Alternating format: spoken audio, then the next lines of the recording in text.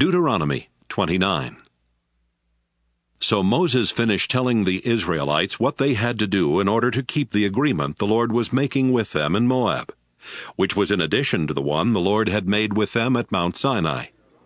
Moses called the nation of Israel together and told them, "When you were in Egypt, you saw the Lord perform great miracles that caused trouble for the king, his officials, and everyone else in the country.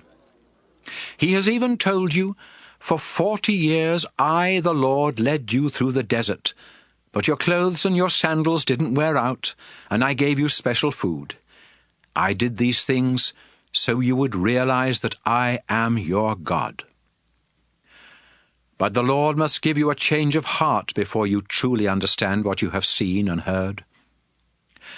When we first camped here, King Sihon of Heshbon and King Og of Bashan attacked, but we defeated them. Then we captured their land and divided it among the tribes of Reuben, Gad, and East Manasseh. Israel, the Lord has made an agreement with you, and if you keep your part, you will be successful in everything you do. Today, everyone in our nation is standing here in the Lord's presence, including leaders and officials, parents and children, and even those foreigners who cut wood and carry water for us. We are at this place of worship to promise that we will keep our part of the agreement with the Lord our God. In this agreement, the Lord promised that you would be His people, and that He would be your God. He first made this promise to your ancestors Abraham, Isaac, and Jacob, and today the Lord is making this same promise to you. But it isn't just for you. It is also for your descendants.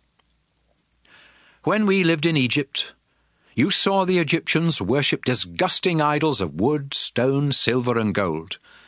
Then as we traveled through other nations, you saw those people worship other disgusting idols. So make sure that everyone in your tribe remains faithful to the Lord and never starts worshipping gods of other nations.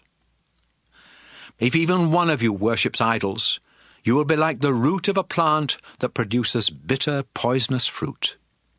You may be an Israelite and know all about the Lord's agreement with us, but He won't bless you if you rebel against Him.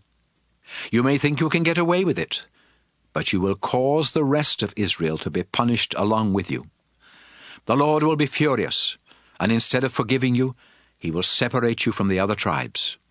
Then He will destroy you by piling on you all the curses in the book of God's law, and you will be forgotten forever. The Lord will strike your country with diseases and disasters.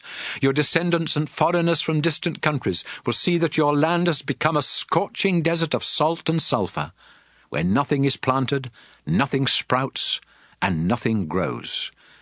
It will be as lifeless as the land around the cities of Sodom, Gomorrah, Admah, and Zeboim, after the Lord became angry and destroyed them. People from other nations will ask, "Why did the Lord destroy this country? Why was He so furious?" And they will be given this answer. Our ancestors worshipped the Lord, but after He brought them out of Egypt and made an agreement with them, they rejected the agreement and decided to worship gods that had never helped them. The Lord had forbidden Israel to worship these gods, and so He became furious and punished the land with all the curses in the book of God's law. Then He pulled up Israel by the roots and tossed them into a foreign country, where they still are today. The Lord our God hasn't explained the present or the future, but He has commanded us to obey the laws He gave to us and our descendants.